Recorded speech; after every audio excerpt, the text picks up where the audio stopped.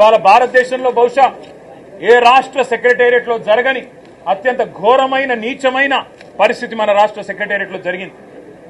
20% commission ఇయ్యందే ఇక్కడ బిల్లులు వస్తలేవని చెప్పి కాంట్రాక్టర్లు ఆర్థిక శాఖ మంత్రి ఉప ముఖ్యమంత్రి గారి ఛాంబర్ ముంగట ధర్నా చేసే పరిస్థితి రాష్ట్రంలో బహుశా ఎన్నడూ కూడా గతంలో లేదు, మరి భారతదేశంలో కూడా బహుశా ఎక్కడా లేదని నేను అనుకుంటా ఉన్నా.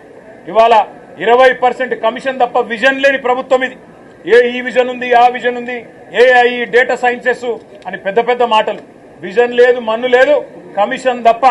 No vision, only commission, only 20% commission అనే విధంగా ఇవాళ ప్రభుత్వాన్ని నడుపుతూ ఢిల్లీకి మూటలు పంపుతూ ఇక్కడ చిన్న కాంట్రాక్టర్లను, సర్పంచ్లను, చిన్న చిన్న వ్యక్తులను వేధించి చివరికి ఓవర్సీస్ స్కాలర్షిప్లు ఇవ్వకుండా, గురుకులాల్లో తిండి పెట్టకుండా ఈరోజు పిల్లల్ని చంపుతున్న అరాచక ప్రభుత్వం రేవంత్ రెడ్డి ప్రభుత్వం, కాంగ్రెస్ ప్రభుత్వం.